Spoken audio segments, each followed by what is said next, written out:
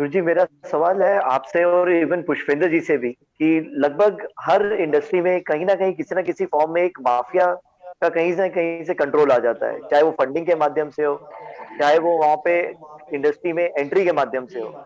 तो कहीं ना कहीं क्या ये माफिया यहाँ पे बॉलीवुड इंडस्ट्री में भी वर्क कर रहा है? क्या ये सोर्स ऑफ फंड ऐसा है जो एंटी हिंदू आइडियोलॉजी ही प्रमोट करना चाह रहा है?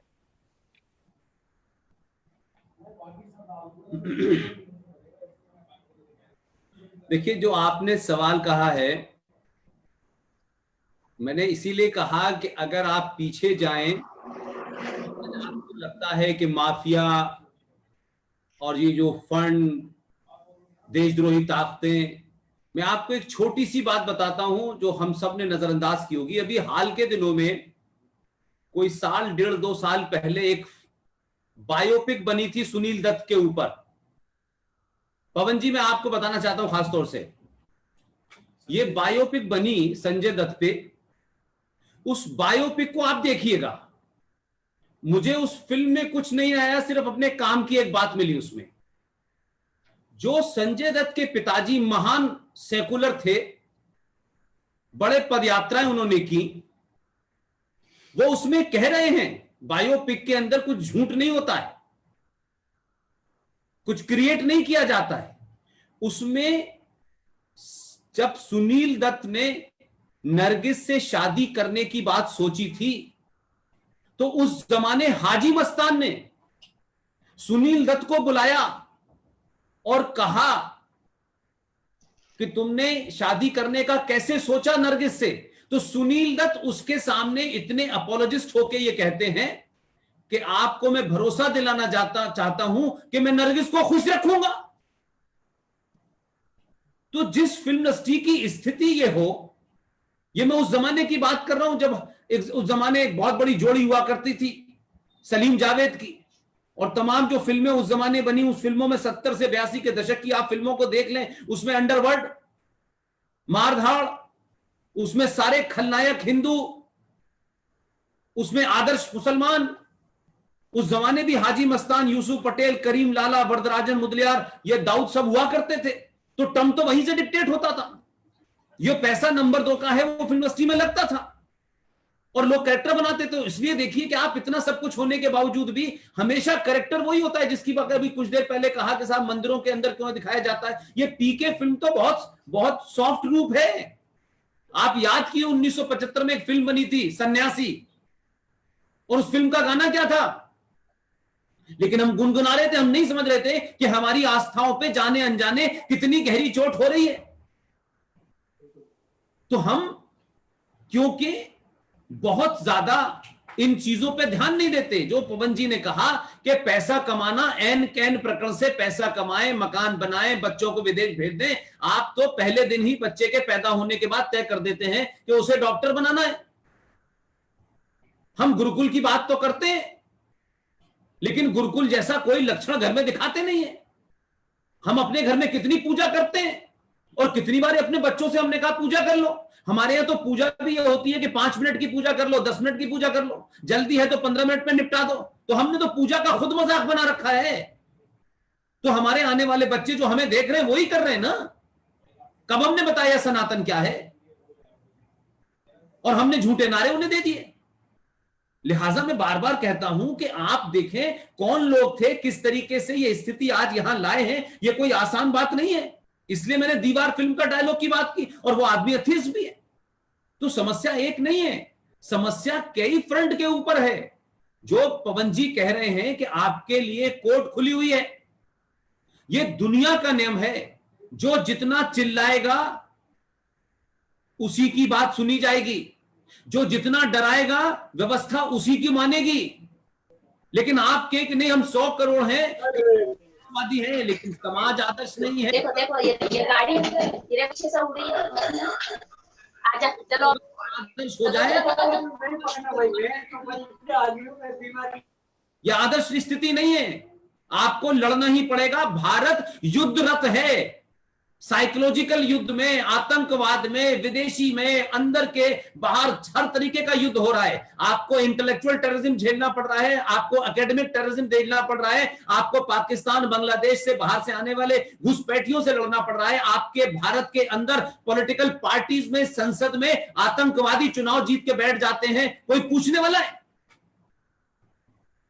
तो आपकी स्थिति ऐसी नहीं है कि आप कोई आदर्शवाद की बात करें। आप अपने बच्चे को आदर्श की ट्रेनिंग देंगे तो माफ कीजिएगा, आदर्श स्थिति नहीं है, और ना ही हम आदर्श स्थिति बनाने के लिए लड़ रहे हैं। हम सब लोग कोशिश कर रहे हैं कि जो झूठ है उसको पहले हटाएं। ये पवन जी की, कर्नल आर.एस. सिंह की, जीडी बख्शी की, सुशील पंडित की, प्रोफेसर कपिल कुमार की, सबकी कोशिश ये है। और हम सब लोग अपनी जिंदगी के उस मोड़ पे पहुंच गए हैं जिसमें हमारा कुछ नहीं है। ये सब जो होगा वो अगली जनरेशन को होगा। तो अगली जनरेशन के सामने सच बोल के जाएं, झूठ ना बोलें, क्योंकि हमने एक आदर्श स्थिति है, हम दिन रात वही बजाते रहते हैं, नहीं नहीं ऐसा नहीं, ऐसा नहीं होने वाला। इसीलिए हर जगह पिट रहे हैं, हर जगह हार रहे हैं। आज पाकिस्तान के अंदर जो हो रहा है उसकी स्थिति, हिंदू को अपने शत्रु बोध का अभाव है, उसको पता ही नहीं है। इसलिए वो क्या कहता है, उसका हम अपने वास्तविक कुटुंब को कुटुंब न मान करके जो सनातन के शत्रु हैं उन्हें अपना कुटुंब मान बैठे हैं, और हम लगे घर वापसी में। वापसी तो बाद में होगी, पहले अपनी वापसी तो करो। करोड़ हिंदू जिस दिन सनातन के बारे में जान जाएगा, समझ जाएगा, उस पर प्रैक्टिस करने लगेगा, दुनिया के अंदर किसी सनातनी को हथियार उठाने की आवश्यकता नहीं होगी। अपने पुरुषार्थ को जगाइए, अपने अंदर जो मेरा तेरा, ऊंच नीच, छोटा बड़ा, हिंदू, ठाकुर, यादव, ये जिस दिन मिट जाएगा, आप यकीन मानिए, मैं बार बार एक ही बात कहता हूं, जिस दिन 100 करोड़ हिंदू सनातनी हो जाएगा, दुनिया की हर ताकत आपके सामने नतमस्तक होगी। पूरी दुनिया 1947 के भारत से नतमस्तक नहीं होती, भारत के सामने हजारों साल पुरानी परंपराएं जो हमारे ऋषि मुनियों ने रखी थी उनसे होती है। इसलिए आप ये मानिए कि आप जो कुछ भी आज कर रहे हैं उसको तत्कालिक मत देखिए, अपनी आने वाली जनरेशन को जो 50 साल बाद खतरा बढ़ने वाला है उसकी तरफ दिखाइए। इसलिए पाकिस्तान बन गया, इसका रोना बंद कर दीजिए। लेकिन भारत के अंदर, आजाद भारत में 500 से ज्यादा पाकिस्तान बन चुके हैं, और हमारी पुलिस है, हमारी सत्ता है, हमारी व्यवस्था है, हमारा कानून है, हम नहीं रोक पाते, हम नहीं कुछ कर पाते। और फिर सिर्फ हम इंतजार करते हैं कि कोई एक भगत सिंह पैदा होगा, एक वीर सावरकर पैदा होगा, एक सुभाष चंद्र पैदा होगा। ये नहीं आते हैं। हिंदुओं को इससे बाहर निकलना होगा कि वीर सावरकर और भगत सिंह पड़ोसी के यहाँ पैदा हो, हमारे यहाँ ना हो। हमारे यहाँ तो सिर्फ सीओ पैदा हो जो अमेरिका में करोड़ों की नौकरी करे। इस मानसिकता से बाहर निकलिए। ये स्वामी हैं, संत हैं, मठ हैं, इन सबको तारतम्यता के साथ काम करना होगा। ये जरूरी नहीं है कि सब काम स्वामी ही करेंगे, सब काम मठ ही करेंगे, लेकिन बगैर गेरुआ बस डाले भी बहुत सारे स्वामी हैं, वो भी बड़ा काम कर रहे हैं, लेकिन वो एक एक चीज के लिए लड़ रहे हैं। ये पवन जी जानते हैं कि जितने भी लोग राष्ट्र में बोल रहे हैं उनकी आर्थिक स्थिति कैसी है। जो कश्मीर से आए हुए लोग हैं, ललित अंबरदार हैं, सुशील पंडित हैं, ये अपने जीवन के रोजमर्रा की जिंदगी से भी लड़ रहे हैं। लेकिन क्या 100 करोड़ के समाज में किसी ने सोचा कि विवेक अग्निहोत्री अगर ताशकंद फाइल बना करके राष्ट्र को मजबूत करना चाहता है तो क्या उसके पास पैसे हैं जो कश्मीर फाइल बनाए? क्या हमने कभी उन लोगों को सोचा? हम हजारों करोड़ों रुपया मंदिरों पे चढ़ा देते हैं, हम जाकर के चढ़ाते हैं, लेकिन ये हमको पता नहीं कि हम 100 रुपए चढ़ाते हैं, 80 रुपए सरकार ले जाती है। हम टैक्स भरने के लिए पैदा हुए हैं, हमारा काम है टैक्स भरो और मंदिर पे दान चढ़ाओ, दान का पैसा भी उनके पास जाएगा। ये माइनॉरिटी कमीशन इलीगल है, हमने सोचा नहीं। हम सच बात कहने से घबराते हैं, क्यों? कि हम डरपोक हैं। और सनातनी, जिस दिन सनातनी होगा उसे डर नहीं लगेगा, और जो डरता है वो सनातनी नहीं हो सकता। लेकिन इसका पाखंड समाप्त होना चाहिए। जो हिंदू सनातनी है वो डर ही नहीं सकता, उसको कभी दुनिया में किसी से डर नहीं लगेगा। लेकिन कहां की परंपरा थी? आप समुद्र से चलते चलते नाली में तब्दील हो गए हैं, और नालियां आपके साथ दौड़ में आपको हरा रही हैं। इसलिए तमाम सारी बातों को करिए, लेकिन जमीनी लड़ाई सच्चाई से लड़ी जाएगी। एक गाल आगे करके दूसरा गाल आगे करने से बात नहीं बनेगी।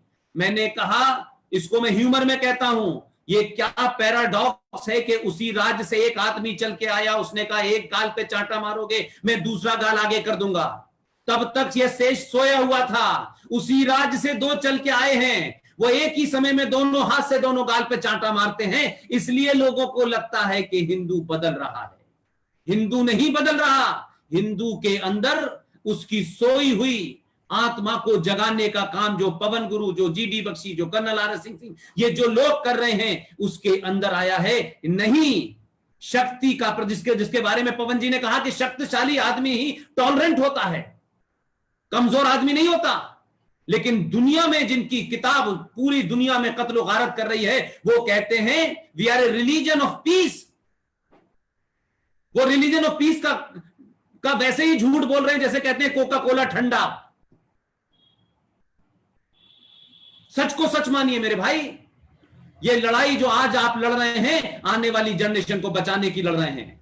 हम सबको जाना है, अपनी जिम्मेदारी पूरी करिए। कौन हमें अच्छा बना याद करेगा, नहीं करेगा, किसको कितनी बड़ी पदवी मिली, कौन राज्यसभा में गया, कौन लोकसभा में गया, कोई फर्क नहीं पड़ता है। आज देश ने दिखा दिया कि 15-20 लोग बिना किसी संगठन के, बिना किसी सत्ता के भी देश में बदलाव ला सकते हैं। और गली गली, मोहल्ले मोहल्ले, अमेरिका, पवन जी का नाम कोई अमेरिका में मुझसे टेलीफोन लेता है, कोई ऑस्ट्रेलिया में लेता है।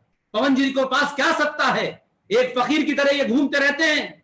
इनकी वाणी के अंदर सच्चाई है, इसीलिए दुनिया इनको सुन रही है। GD Bakshi, colonel R Singh को सुन रही है। इनके पास जीवन का इतना भी समय नहीं है कि वो कोई बड़ा पद मिलेगा, उस पद का कोई भोग करेंगे। उनके पास उतना भी समय नहीं है। इसलिए मैंने कहा कि बातें बहुत, मैंने बार बार कहता हूं आसानी से, और स्वामी जी से खासतौर से कह रहा हूं, अगर इस जनरेशन को ग्रंथों, उपनिषदों की बात पढ़ानी है, शास्त्रों की बात पढ़ानी है, तो मैं कहता हूं कि आप उन्हें उस भाषा में नहीं पढ़ा सकते जिस भाषा से आपने सीखा है। आज के बच्चे को अगर आपको कोई कॉम्प्लेक्स बात, कोई डिफिकल्ट बात पढ़ानी है, तो मैं कहता हूं कि सत्तू के दौर की बातें मैगी में नहीं हो सकती। लेकिन सत्तू को मैगी में लपेट के खिलाएंगे तो आज का युवा समझ जाएगा कि ये क्या कहना चाहता है। बिल्कुल।